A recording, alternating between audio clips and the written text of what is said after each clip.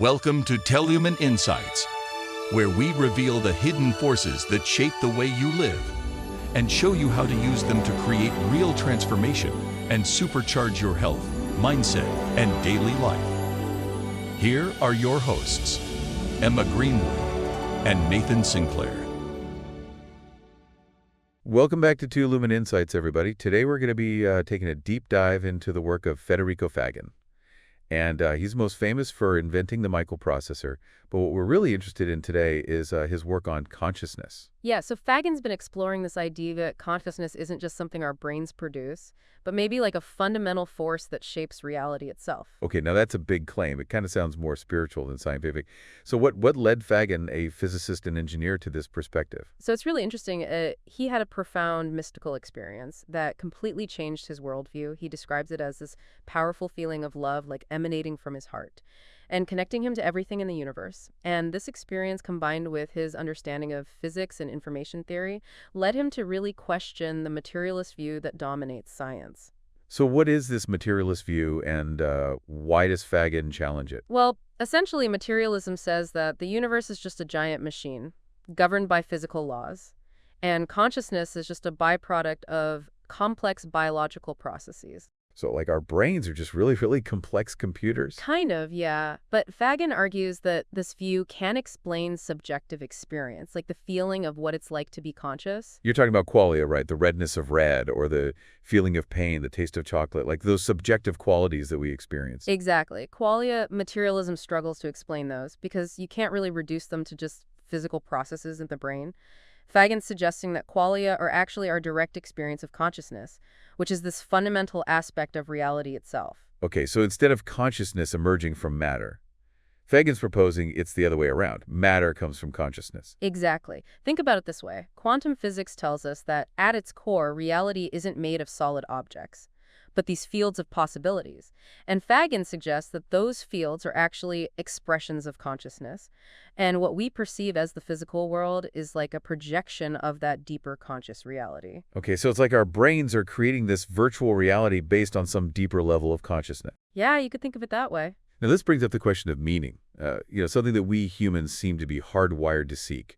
Where does meaning fit into all of this? That's where Faggin's concept of live information comes in. He distinguishes between classical information, which is just data, like the beats in a computer, and live information, which is processed by living systems and is inherently infused with meaning and purpose. Can you give an example of how live information works? Sure. So imagine a single cell. It's constantly taking in information from its environment, processing it, and then responding in ways that support its survival and well-being. It's not just blindly computing. It's driven by this inherent purpose, like a striving for wholeness that's characteristic of living things. But even at the cellular level, there's this drive for meaning. Yeah, according to Faggin, that's exactly right. Fascinating. And what about us humans? How do we fit into this framework of meaning and consciousness? So Faggin believes that conscious beings like us use symbols to explore and express meaning.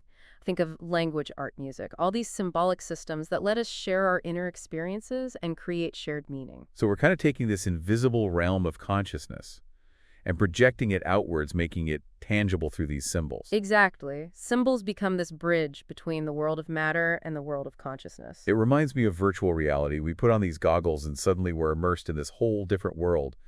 But it's just data being interpreted by our brains. That's a really good analogy. Faggin would say that our everyday experience of the physical world is kind of like a virtual reality, this symbolic representation of a deeper quantum reality where possibilities are constantly unfolding. So our brains are like those VR goggles, translating this quantum information into sensory experiences. You got it. And remember, quantum physics deals with probabilities, not certainties. Faggin suggests that our consciousness might actually play an active role in choosing which possibilities become real. Hold on, are you saying we're like walking quantum computers collapsing wave functions with every thought and action? In a way, yes. But unlike a computer which operates deterministically, we have free will. The ability to choose among those quantum possibilities and shape the reality we experience, that's where consciousness comes in. It's not just observing, it's actively participating in the creation of reality. That's pretty mind-blowing. But it raises a big question. If consciousness is so fundamental, Why has science ignored it for so long? Well, for centuries, science focused on what's measurable, what's objective. Subjective experience didn't really fit neatly into that framework.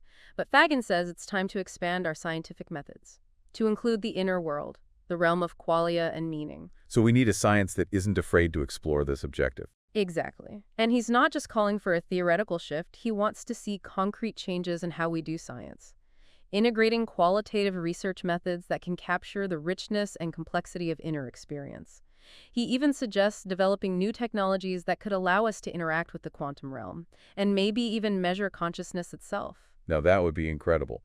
But even without those technologies, just the idea that consciousness is fundamental has huge implications. Like our whole understanding of the universe's life itself needs to be re-examined. Absolutely, and it raises these profound questions about our place in the cosmos. If we're not just isolated machines but interconnected fields of consciousness, what possibilities for human potential might open up?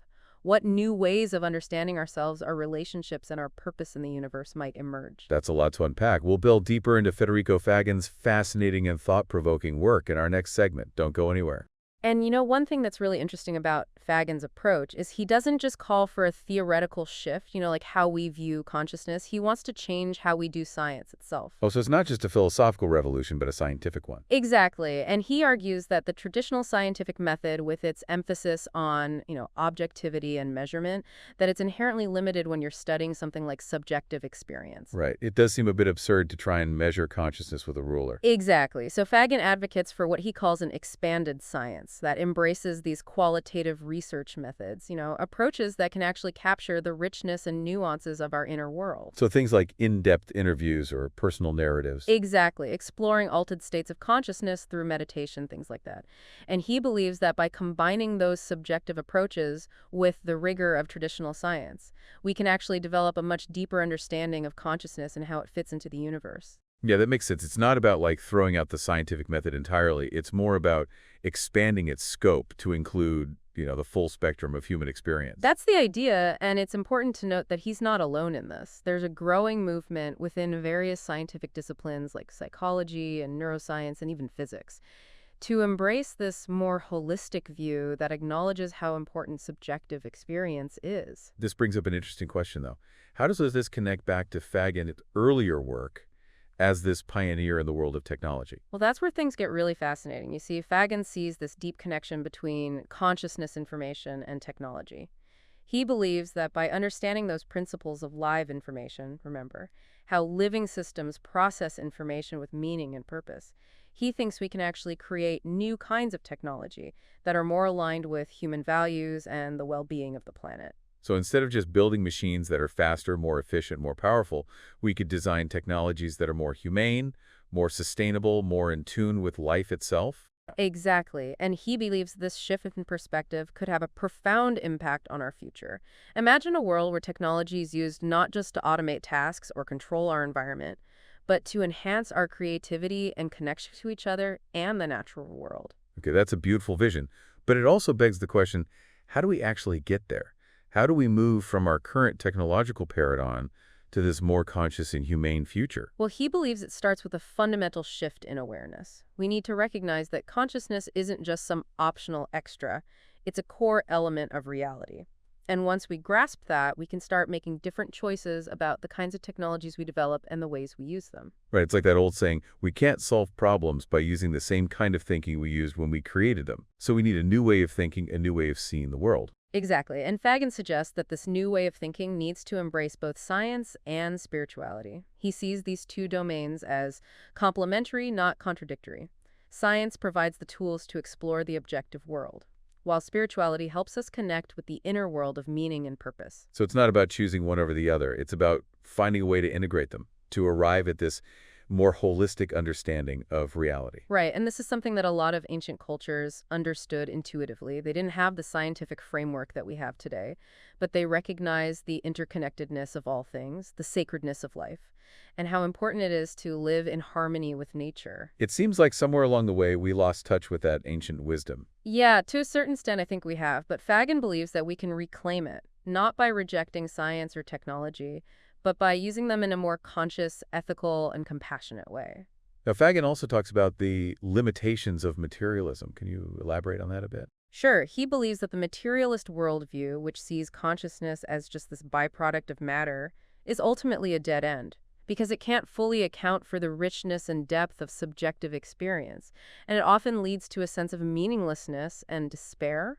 It reminds me of the existential angst that so many people feel in the modern world. We have all this material abundance, yet we're still searching for something more. Exactly. And Fagan believes that something more is consciousness. It's the source of our creativity, our compassion, and our capacity for love and joy. It's something that can't be reduced to just atoms and molecules. So in a way, he's calling for a spiritual awakening, a recognition of our true nature as conscious beings. I think that's a great way to put it. And he believes this awakening is crucial not just for our individual well-being, but for the future of humanity as a whole. Faggin also places a lot of emphasis on the concept of cooperation. How does that fit into his overall theory? Well, he observes that cooperation is a fundamental principle of life. Think about the trillions of cells in our bodies, all working together in harmony to keep us alive and functioning. Or consider the intricate web of relationships within an ecosystem, the interdependence of all living things. It's easy to forget that we're not just isolated individuals, but part of something much larger than ourselves. Exactly. And Fagan argues that we need to shift from a mindset of competition to one of cooperation if we want to create a more just and sustainable world. I can see how that applies to our relationship with the environment, but how does that play out in our human relationships, our social structures? Well, think about how our current economic system is largely based on competition, on this idea of winners and losers. It creates a lot of stress, anxiety, and inequality. Fagan believes we need to find ways to cooperate, to share resources more equitably, and to create systems that support the well-being of everyone, not just a privileged few. So it's about moving from a me mentality to a we mentality. Precisely, and he sees a role for technology in this shift. Social media, for example, which is often used to divide and polarize people, could actually be used to connect us, to build bridges of understanding and empathy. I love that idea. Using technology to amplify our humanity, not diminish it. Exactly, and that's really at the heart of Fagan's message. He's calling for a conscious evolution, a transformation of our individual and collective consciousness that will allow us to create a more humane, more sustainable, and more meaningful future. Now, I know that Fagin's thinking has been deeply influenced by these profound mystical experiences he's had. Could you share a little bit about those? Sure, he describes this powerful experience in his 40s, where he felt this incredible surge of energy emanating from his heart, an energy he identifies with love. Wow, that sounds incredibly intense. He said it felt like this energy was expanding to encompass the entire universe. And he realized he was one with that energy, part of something much larger than himself. So it's like that classic mystical experience of unity of oneness with all that is. Exactly, and this experience was a turning point for him. It led him to question his materialistic assumptions and begin exploring the nature of consciousness more deeply. So for him, it wasn't just an intellectual journey, but a deeply personal one, driven by this profound spiritual experience. Absolutely, and I think that's what makes his work so compelling. It's not just dry academic theorizing. It's infused with this sense of passion, purpose, and even a touch of mysticism. It's like he's inviting us to join him on this journey of discovery, to explore the mysteries of consciousness and discover our own true nature as conscious beings. That's a great way to put it. Now, we've been talking about consciousness as this fundamental, perhaps even universal property, but where does it end? Is a rock conscious? Is a tree conscious? Yeah, those are the million-dollar questions, and even Fagan admits that we don't have all the answers yet. But he suggests that consciousness exists on a spectrum with varying degrees of complexity and awareness. So a human being is obviously more conscious than a rock. Most likely, yeah. Although even a rock is made up of atoms. And at the quantum level, atoms exhibit properties that are strikingly similar to how consciousness behaves. You're referring to things like quantum superposition and entanglement. Exactly. These quantum phenomena suggest that even at the most fundamental level of reality, there's this kind of proto-consciousness, a potentiality for awareness that's inherent in the fabric of the universe. So it's not that consciousness suddenly appears out of nowhere at some point in evolution. Right. It's more like it's always there, but it becomes more complex and more differentiated as life evolves. So a single-celled organism possesses this basic level of awareness.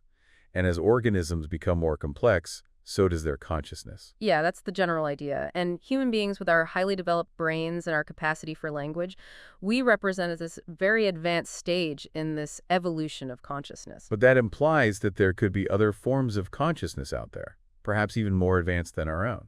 Absolutely, and this opens up all sorts of fascinating possibilities. What if there are other intelligent beings in the universe with completely different ways of experiencing and interacting with reality?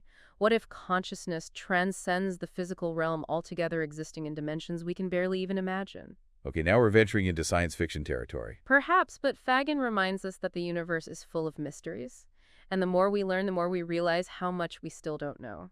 I love that sense of wonder and possibility. Me too, and I think that's what makes Faggin's work so inspiring. He's challenging us to expand our thinking, to question our assumptions, and to embrace the mystery and wonder of consciousness. You mentioned earlier that Faggin sees this connection between consciousness and quantum physics. Could you elaborate on that? Sure, he believes that quantum physics provides this framework for understanding consciousness. That goes beyond the limitations of classical materialistic science. For instance, the concept of quantum entanglement, where two particles are linked in a way that transcends space and time. That suggests this much deeper level of interconnectedness in the universe than we previously imagined. So it's like our minds are entangled with the universe itself. In a way, yeah, and this could potentially explain things like intuition or precognition, those other phenomena that traditional science has often dismissed as paranormal. And it's also intriguing to consider how quantum physics challenges that very idea of an objective, observer-independent reality. The observer plays a key role in shaping the outcome of experiments. It's almost as if the act of observation creates reality. Exactly, and Faggin would argue that this isn't just a quirk of quantum mechanics, but a fundamental principle of consciousness. We're not just these passive observers of the universe, but active participants in its creation. Okay, let's shift gears for a moment and talk about the practical implications of Faggin's ideas. And he's not just calling for this theoretical revolution, he's suggesting we need to change how we live our lives. That's right. He believes that understanding consciousness isn't just an intellectual exercise, but a path to personal transformation. So what does that transformation look like? Well, he talks about cultivating self-awareness, becoming more conscious of our thoughts, feelings, and motivations. He also stresses the importance of compassion, recognizing that we're all interconnected and that our actions have an impact on others.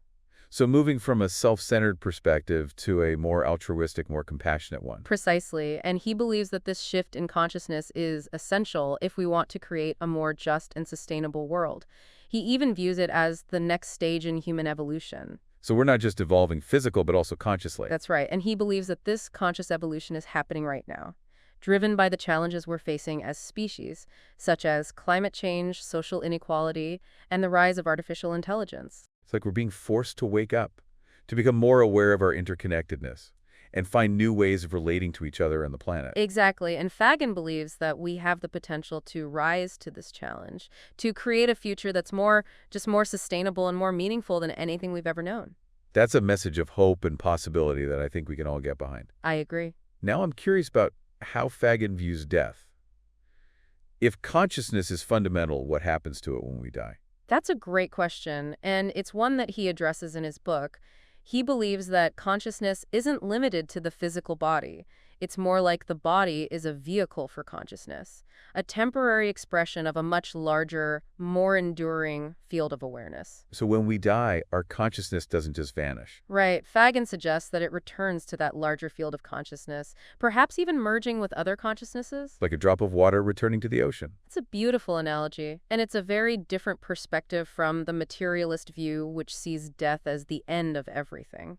I know that Faggin is a strong advocate for the development of artificial intelligence, but he also cautions against its potential dangers. Can you talk a bit about that? Sure, Faggin believes that AI has the potential to be this incredibly powerful tool for good, helping us solve some of the world's most pressing problems. Things like finding cures for diseases, developing clean energy sources, addressing climate change. Exactly, but he's also concerned about the possibility of creating AI that's so intelligent that it becomes a threat to humanity. Right, and I think that's a concern that a lot of people share. We've seen it played out in countless science fiction movies. Exactly, and Faggin believes we need to be very careful about how we develop AI, ensuring that it's aligned with human values, and that it doesn't become so powerful that it escapes our control. So finding that balance between harnessing the power of AI while also safeguarding against its potential risks. Precisely, and he believes that this is a challenge that requires a deep understanding of consciousness.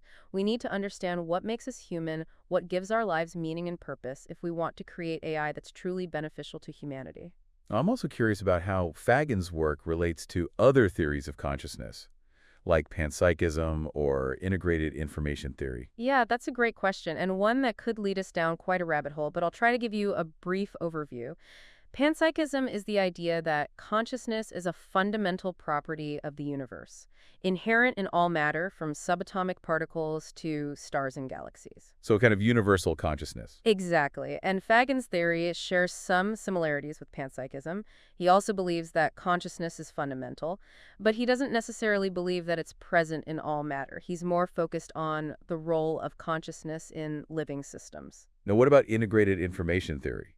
Integrated information theory, or IIT, is a more recent theory that tries to quantify consciousness. It proposes that consciousness arises from the complexity of information processing in a system. So the more interconnected and integrated a system is, the more conscious it is. That's the basic idea, and IIT has been influential in the field of AI, with some researchers trying to build machines that exhibit high levels of integrated information. But does Faggin agree with IIT?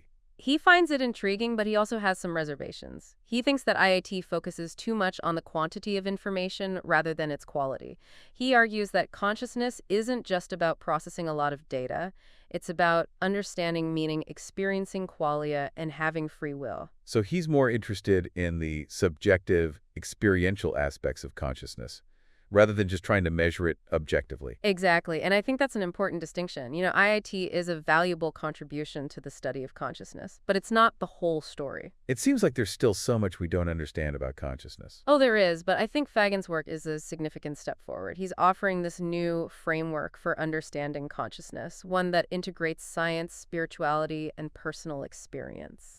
And he's challenging us to view ourselves and the universe in a completely new light.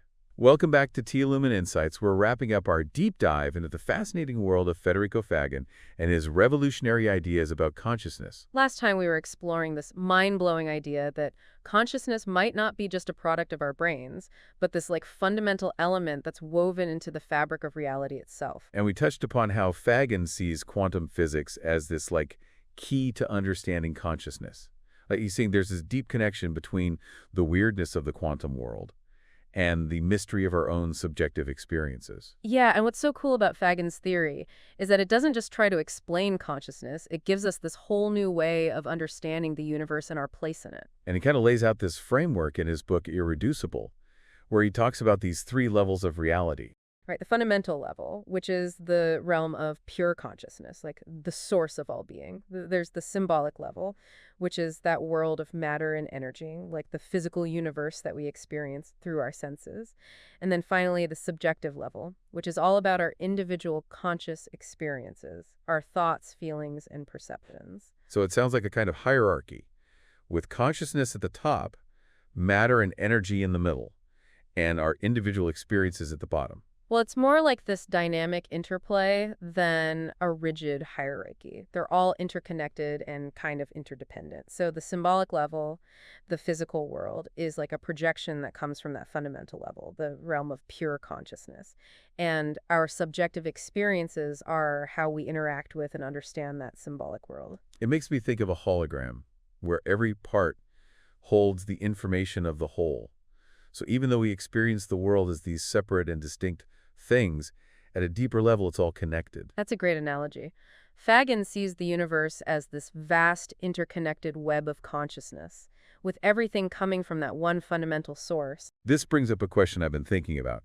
If consciousness is so fundamental, why don't we experience it directly all the time? Why do we feel so separate, so limited? Well, Faggin would say it's because we've become so identified with our egos, that limited sense of self. So it's like we're stuck in this tiny bandwidth of perception, so focused on our own individual needs and desires, that we're missing out on experiencing the full spectrum of consciousness. Exactly. But he believes we can expand our awareness and kind of transcend the limitations of the ego and actually connect with that deeper, more universal consciousness. And how do we do that?